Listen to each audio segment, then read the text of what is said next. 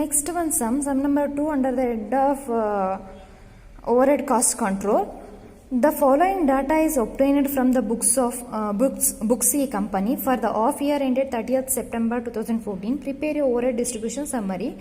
Particulars: direct wages, direct material, number of employees, electricity, number of light points, asset value, area occupied or square yards. Production department, service department. ABC is the production department, service department is X and Y. We know the meaning of primary distribution summary or primary distribution summary. In the primary distribution summary, we are segregating the overhead cost to production department to service department. Okay, so in this problem, they are given the production department and service department. Okay, next one. The expenses for the 6 months were stores overhead rupees 400, motive power 1500, electric lighting 200, labor welfare 3000, depreciation 6000, repairs and maintenance 1200, general overhead 10,000, rent and taxes 600. Apportion the expenses. These are the indirect expenses based on the apportionment basis or based on the information ನಾವೇನು ಮಾಡ್ತೀವಿ ಇದನ್ನ segregate ಮಾಡ್ತೀವಿ. Okay, so next ನೋಡಿ, it is related to secondary distribution summary information. Apportion the expenses of department X in the ratio of 4:3:3 and department Y in the proportion of direct wages to the departments. Okay, A B and C respectively ಅಂತ ಹೇಳಿದ್ದಾರೆ. So ಇಲ್ಲಿ ನಾವೇನು ಮಾಡಬೇಕು, ಅಪೋರ್ಷನ್ ಮಾಡಬೇಕು service ಡಿಪಾರ್ಟ್ಮೆಂಟ್ಗಳಿಗೆ. ಅಂದರೆ ನಾವು primary distribution ಏನು ಮಾಡಿರ್ತೀವಿ ಅದ್ರ ಬೇಸ್ ಮೇಲೆ ಸೆಕೆಂಡರಿ ಡಿಸ್ಟ್ರಿಬ್ಯೂಷನ್ ಮಾಡಬೇಕು. ಆದರೆ ಡಿಪಾರ್ಟ್ಮೆಂಟ್ ಎಕ್ಸ್ಗೆ ನಾವು ಅಪೋರ್ಷನ್ ಮಾಡಬೇಕಾದ್ರೆ 4:3:3 ರೇಷಿಯೋಲಿ ಮಾಡಬೇಕು. ಡಿಪಾರ್ಟ್ಮೆಂಟ್ ವೈಗೆ ನಾವು ಅಪೋರ್ಷನ್ ಮಾಡಬೇಕಾದ್ರೆ ಡೈರೆಕ್ಟ್ ವೇಜಸ್ ಬೇಸಿಸ್ ಮೇಲೆ ಮಾಡಬೇಕು. ಓಕೆ, ಸೊ ನಾವು ಲಾಸ್ಟ್ ಸಮ್ಮಲ್ಲಿ ನಾವೇನು ಮಾಡಿದ್ವಿ, ಏನು ಇಂಡೈರೆಕ್ಟ್ ಕಾಸ್ಟ್ ಇದೆ ಅದನ್ನಷ್ಟೇ ಕ್ಯಾಲ್ಕುಲೇಟ್ ಮಾಡಿದ್ವಿ, ಬೇರೆ ಯಾವುದನ್ನು ಕೂಡ ಕ್ಯಾಲ್ಕುಲೇಟ್ ಮಾಡಿರಲಿಲ್ಲ. ಸೊ ಈ ಸಮ್ಮಲ್ಲಿ ನಮಗೆ production department and service department ಎರಡೂ ಕೊಟ್ಟಿರೋದ್ರಿಂದ you should consider direct wages and direct materials also. Okay, so ಈ ಡಿಪಾರ್ಟ್ಮೆಂಟಲ್ಲಿ ಪ್ರೊಡಕ್ಷನ್ ಸರ್ವಿಸ್ ಡಿಪಾರ್ಟ್ಮೆಂಟ್ ಎರಡೂ ಕೊಟ್ಟಿರೋದ್ರಿಂದ ಡೈರೆಕ್ಟ್ ಮೆಟೀರಿಯಲ್ ಡೈರೆಕ್ಟ್ ವೇಜಸ್ ಎರಡೂ ಕೂಡ ಕನ್ಸಿಡರ್ ಮಾಡಬೇಕಾಗುತ್ತೆ. So let us start the solution. Primary overhead distribution summary, particulars column, basics or basis, total, production department A B C, service department X and Y. ಇಲ್ಲಿ ಎರಡು ಡಿಪಾರ್ಟ್ಮೆಂಟ್ಸ್ನ ಕೊಟ್ಟಿದ್ದಾರೆ. So ಎರಡು ಡಿಪಾರ್ಟ್ಮೆಂಟ್ಗೆ ಕಾಲಮ್ನ frame ಮಾಡಬೇಕು. First one ನಾನು already ಹೇಳಿದ್ದೀನಿ, in this problem we should take on the direct materials and direct wages also. So direct materials and direct ವೇಜಸ್ನ ಯಾವ ಬೇಸ್ ಮೇಲೆ ತಗೋಬಹುದು ಅಂತ ನೀವು ಕೇಳ್ಬೋದು. Always should be taken actuals as per ಏನು ಇನ್ಫಾರ್ಮೇಶನ್ ಇದೆ ಅದೇ ಬೇಸ್ ಮೇಲೆ ತಗೋತೀವಿ. But you should allocate only the service department, not the production department. Okay, because this is a primary overhead distribution summary. So ಹಾಗಾಗಿ ನೀವು ಇಲ್ಲಿ direct materials and direct ವೇಜಸ್ನ ನೀವೇನು ಮಾಡ್ತೀವಿ, ಆಸ್ ಪರ್ ದಿ ಫಾರ್ಮ್ಯಾಟ್ ಪ್ರಕಾರ you should only consider service department, not the production department. Okay, direct materials, so total actuals as per ಏನಿದೆ ಅದ್ರ base ಮೇಲೆ ತಗೊಳ್ಳೋದ್ರಿಂದ ಡೈರೆಕ್ಟ್ ಮೆಟೀರಿಯಲ್ಸ್ ಬಂದು, ಸೊ ನೋಡಿ 1500 and 1000 ಇದೆ. 1500, 1000 ಓನ್ಲಿ ಸರ್ವಿಸ್ ಡಿಪಾರ್ಟ್ಮೆಂಟ್ ಅಲ್ಲಿ ತಗೋಬೇಕಾಗಿರೋದ್ರಿಂದ ಸರ್ವಿಸ್ ಡಿಪಾರ್ಟ್ಮೆಂಟ್ ವ್ಯಾಲ್ಯೂಸ್ ಏನಿದೆ ಅದ್ರ ಮೇಲೆ 1500 and 1000 right on the 1000, not necessary to apportion the ratio. Okay, next direct wages actuals basis ಮೇಲೆ ತಗೋತೀವಿ. So this information is also there in the problem. So service department X 1000, service department Y 1000, write down the 1000 and 1000 is under the head of service department. So this is the direct material and direct wages. ನೆನ್ಪಿಟ್ಕೊಳ್ಳಿ, primary overhead distribution ಸಮ್ಮರಿಯಲ್ಲಿ production and service department ಕೊಟ್ಟಿದ್ದಂಥ ಸಂದರ್ಭದಲ್ಲಿ direct materials and direct wages information ಕೊಟ್ಟಿದ್ದಂಥ ಸಂದರ್ಭದಲ್ಲಿ you should taken under the service department under. Okay, next indirect expenses ಏನಿದೆ ಅದನ್ನ segregation ಮಾಡಬೇಕು. Stores overheads always based on the direct materials. So direct materials proportion ನಿಮ್ಗೆ ಗೊತ್ತೇ ಇದೆ. So ಇಲ್ಲಿ production department and service department ಎರಡೂ segregation ಮಾಡ್ಕೋಬೇಕು. So direct materials ಬಂದು 3000 plus 2500, 3000 is to 2500 is to 2000 is to 1500 is to 1000 ಇದೆ. So ಇದನ್ನ small ವ್ಯಾಲ್ಯೂಸ್ಗೆ convert ಮಾಡಿದ್ರೆ ಸೊ ನಮಗೆ 6:5:4:3:2 ರೇಷಿಯೋದಲ್ಲಿ ಬರುತ್ತೆ. ಓಕೆ, ಸೊ ಆ ರೇಷಿಯೋನ ತಗೊಂಡು total direct total stores overhead ಬಂದು 400 ಇದೆ. 400 into 6 plus 5 equals to 11, 11 plus 4 equals to 15, 15 plus 3 plus 2 equals to 20 ಆಗುತ್ತೆ. 400 ಇಂಟು 6 ಡಿವೈಡೆಡ್ ಬೈ 20 ಮಾಡಿದ್ರೆ 120 under the head of production department A ಅಲ್ಲಿ ಬರುತ್ತೆ. Department B 400 into 5 divided by 20 equals to 100. Department C 400 into 4 divided by 20 equals to 80. Department x 400 into 3 divided by 20 equals to 60. Department Y, 400 into 2 divided by 20 equals to 40. Next one calculation, motive power. So motive power always calculated based on the electricity or light points. In the absence of electricity, should be calculated on the basis of HP rate. So ಇಲ್ಲಿ electricity ಇರೋದ್ರಿಂದ electricity base ಮೇಲೆ ಮಾಡ್ತೀವಿ. So electricity ನಮ್ದು percentage values ನ ಕೊಟ್ಟಿದ್ದಾರೆ, ಅದನ್ನ ನಾವು small values ಗೆ ಕನ್ವರ್ಟ್ ಮಾಡ್ಕೊಂಡ್ರೆ ನಮಗೇನು ಬರುತ್ತೆ, 8:6:6:2:3 ಬರುತ್ತೆ. 8 plus 6 equals to 14, 14 plus 6 equals to 20, 20 plus 2 plus 3 equals to 25 ಆಗುತ್ತೆ total ratios. So motive power ಬಂದು 1500 ಇದೆ.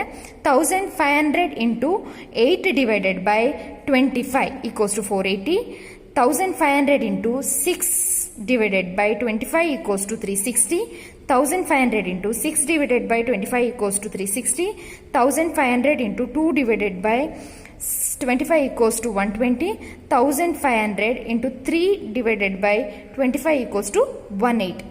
Next one is electric lighting. So electric lighting always calculated based on the number of light point as per the apportionment basis.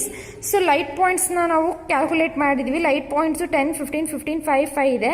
So ಅದನ್ನ small ವ್ಯಾಲ್ಯೂಗೆ convert ಮಾಡಿದ್ರೆ 2:3:3:1:1 ಆಗುತ್ತೆ. So plus total ಮಾಡಿದ್ರೆ ನಮಗೆ 10 ratios ಬರುತ್ತೆ. So 200 is the electric lighting. 200 into 2 divided by 10 equals to 40. 200 into 3 divided by 10 equals to 60. 200 into 3 divided by 10 equals to 60. 200 into 1 divided by 10 equals to 20, 20 ಬರುತ್ತೆ. Same ratios ಇರೋದ್ರೆ 20, 20 ಬರುತ್ತೆ. Next one is labor welfare. So labor welfare calculated based on the number of employees. So number of employees ನಾವಿಲ್ಲಿ calculate ಮಾಡಿದೀವಿ. So 200, 150, 150, 50, 50 ಇದೆ. So labour ವೆಲ್ಫೇರ್ನ ನಾವು small ವ್ಯಾಲ್ಯೂಸ್ಗೆ convert ಮಾಡಿದ್ರೆ 4:3 number of employees 4:3:3:1:1 ಆಗುತ್ತೆ. So total ಬಂದು 12 ಆಗುತ್ತೆ. 3000 into 4 divided by 12 equals to 1000. Okay, next department B ಅಲ್ಲಿ 3000 into 3 divided by 12 equals to 750. 3000 into 1 divided by 12 equals to 250. 3000 into 1 divided by 12 equals to 250. Next, depreciation. Depreciation always calculated based on the value of assets. So value of assets ನ ನಾವು small ವ್ಯಾಲ್ಯೂಸ್ಗೆ convert ಮಾಡಿದ್ರೆ 5:3:2:1:1 ಆಗುತ್ತೆ. So total depreciation ಬಂದು 6000. So 6000 ನಾವು calculate ಮಾಡೋದಕ್ಕೆ 6000 into 5 divided by total 5:3:2:1:1 equals to 12. So 6000 into 5 divided by 12 equals to 2500. 6000 into 3 divided by 12 equals to 1500. 6000 into 2 divided by 2 divided by 12 equals to 1000. 6000 into 1 divided by 12 equals to 500. So same ratio ಇರೋದ್ರಿಂದ 500 ಬರುತ್ತೆ. Next, repairs and maintenance.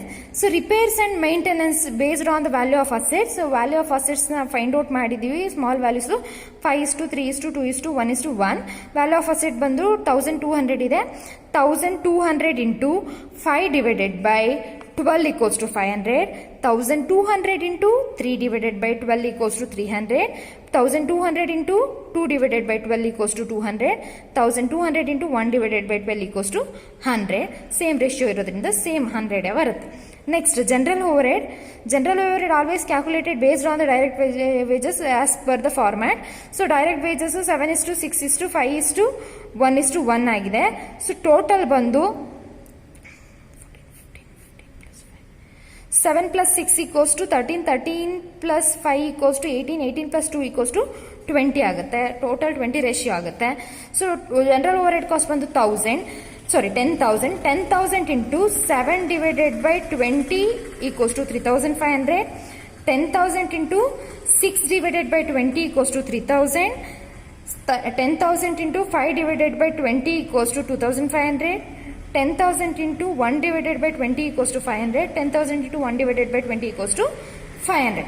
Next, under the head of primary overhead distribution summary, last one calculation, rent and taxes. Rent and taxes based on the area or square yards.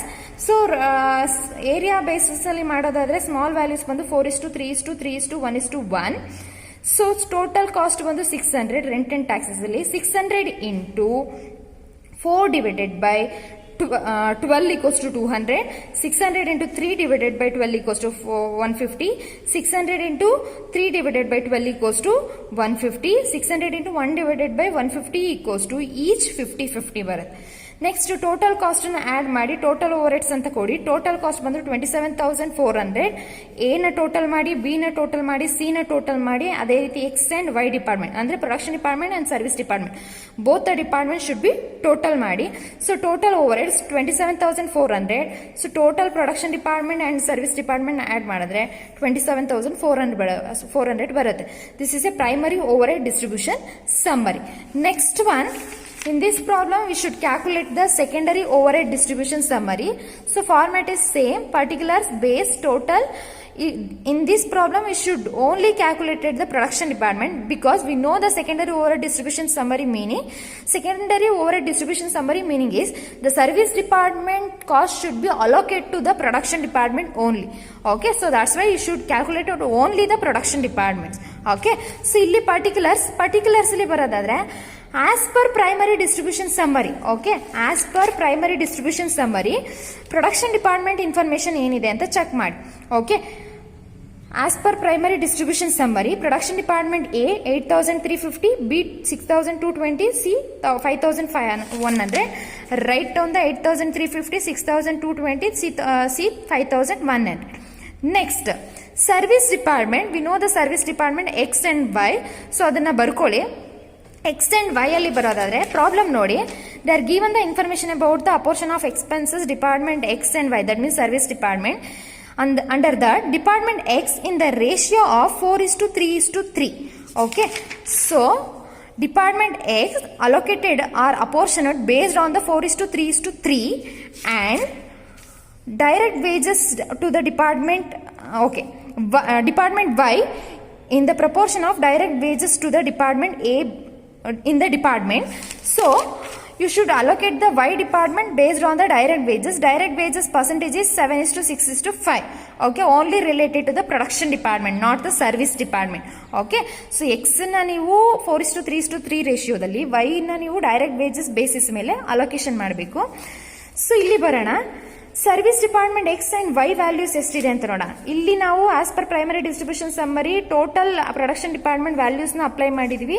ಆ segregation ಕೂಡ primary distribution ಸಮ್ಮರಿಲಿ ಮಾಡಿದೀವಿ. So ಹಾಗಾಗಿ ಬರೆದಿದ್ದೀವಿ. Service department X and Y values ನ ನೋಡೋಣ. Service department X value 4,100, Y value 3,640. Okay, 4,100 3,640 ನ total column ಅಲ್ಲಿ ಬರೆಯೋಣ. ಅದಾದ ನಂತರ 4,100 into 4 divided by 10. Okay, so 10 ಹೆಂಗ್ ಬಂತಪ್ಪ ಅಂದ್ರೆ 4 + 3 + 3 = 10. Okay, so 4,100 into 4 divided by 10 = 1,640. Okay, next 4,100 into 3 divided by 10 equals to 1,230. 4,100 into 3 divided by 10 equals to 1,230. Next direct wages 3,640 wages ಮೇಲೆ base ಮೇಲೆ ಮಾಡಬೇಕು. ವೈ ಡಿಪಾರ್ಟ್ಮೆಂಟು 3,640 ಬಂದು ಪ್ರೈಮರಿ ಡಿಸ್ಟ್ರಿಬ್ಯೂಷನ್ ಇದೆ.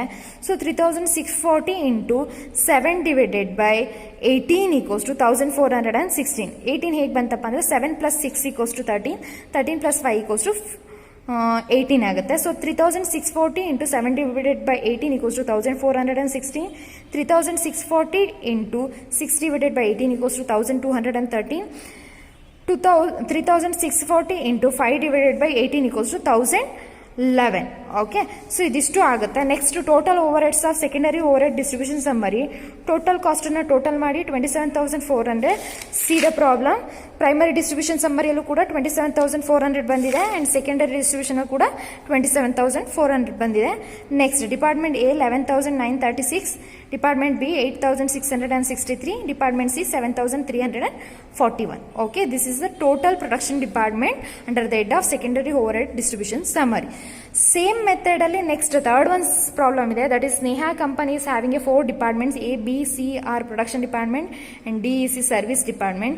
So ಈ problem ಕೂಡ ಸೆಕೆಂಡ್ ಸಮ್ ಹೇಗಿದೆ ಅದೇ ರೀತಿ ಇರೋದ್ರಿಂದ you can solve. Okay, so third one ಸಮ್ಮನ್ನ ನೀವೇ ಸಾಲ್ವ್ ಮಾಡ್ಬೋದು. ಫಸ್ಟ್ ಸೆಕೆಂಡ್ ನಾನು ಸಾಲ್ವ್ ಮಾಡಿದ್ದೀನಿ. ಸೊ ಇಲ್ಲಿವರೆಗೂ ನಾವು ಮಾಡಿದ್ದು ಬಂದು primary and secondary distribution summary. Next ನಾವು ಸೈಮಲ್ಟೇನಿಯಸ್ ಈಕ್ವೇಷನ್ ಮೆಥಡ್ಗೆ ಹೋಗೋಣ. ಓಕೆ, ಥರ್ಡ್ ಸಮ್ನ ನೀವು ಸಾಲ್ವ್ ಮಾಡಬೇಕು. ಥರ್ಡ್ ಸಮ್ ಸಾಲ್ವ್ ನೀವೇ ಓನಾಗಿ ಸಾಲ್ವ್ ಮಾಡಿಲ್ಲ ಅಂದ್ರೆ you cannot understand the fourth sum. Okay.